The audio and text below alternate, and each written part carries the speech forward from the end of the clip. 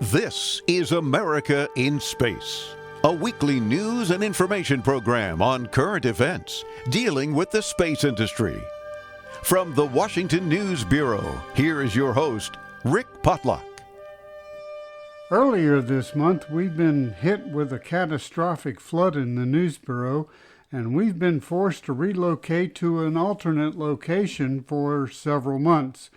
We'll still provide you with news and information on the space industry, but studio quality may have to take a back seat to getting the job done in a timely manner during our reconstruction. You can see the damage and construction progress on the About Space Today Facebook page.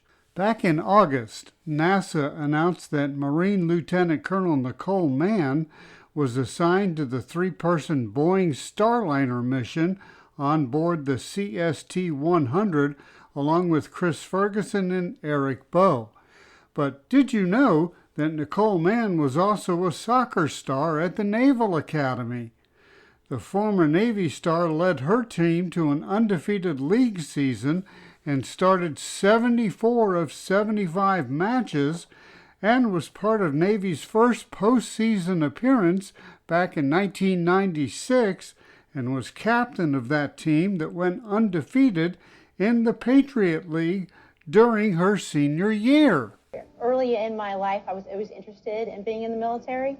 I'm not really sure where that stemmed from. I didn't grow up with a big military influence in the town. I grew up in Northern California. And I think maybe it was some of the other kids in high school that graduated and went on to serve their country. And so I felt like that would be a great opportunity for me. However, I really wanted to play soccer in college. So that led me to the Naval Academy. But I didn't know what I wanted to study in or what my major was going to be. And it wasn't until a few years at the Academy that I decided on mechanical engineering. And then beyond that, I didn't realize that I wanted to serve in the Marine Corps, that I wanted to fly. When I got that first flight in the F-18, that I realized, holy cow, I can be a Marine and a pilot. This is the best of both worlds for me. I'm definitely interested in that. Balancing life was certainly a challenge while I was at the Academy, focused on military duties, academics, and then playing a sport as well.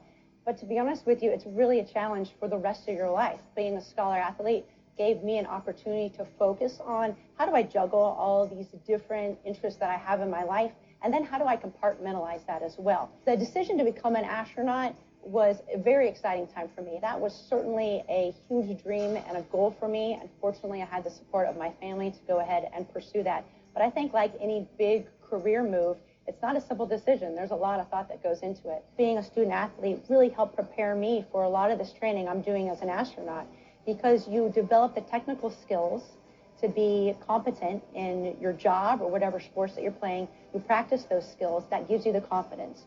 You know that you're going to need to be mentally tough, that you're going to be drained by the end of that game or that training event, and you know it's going to be very physically exerting.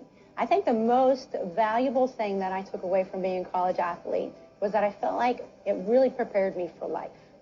Prepared me for that time beyond graduation, when I had a career, when I had a family, and I wanted to move on to a different career. It really set me up for that, because at an early age, I learned how to work well on a team. I learned how to balance and juggle all these different aspects of life. And I really learned how to be mentally tough. And when things weren't going my way, or I stumbled on something, I learned from that, I persevered, and I moved forward. And I really think that my time as a college athlete provided that foundation for me to learn and grow as I move forward in life. So I went to Stanford University to get a master's in mechanical engineering. And then after that, I continued on with my military training. In 1 week, I may be doing spacewalk training, and so I'm in the MBL in a spacesuit. Or I'm in the MBL scuba because I'm preparing for a spacewalk. And then a couple days later, I'm in the T-38 doing training with some other astronauts, and we're flying in the T-38. There's a lot of academics involved in learning the space station and all the different systems. I'm also learning to speak Russian, which is something I never thought I'd have an opportunity to do. So it's a lot of fun. As a soccer player, Lieutenant Colonel Mann was named to the Patriot League's All-Decade team in 2010 as a defender. Well, of course she was. Tuesday on About Space Today, David Denault will have more information on the space industry. And don't forget, you can listen to our programs on the TuneIn app, Spotify, and Stitcher. Just search for About Space Today. Reporting from temporary news facilities, I'm Rick Potlock. Thanks for listening. Be sure to share our program with your family and friends and follow us on Facebook. Join us each week for news and information on America in Space.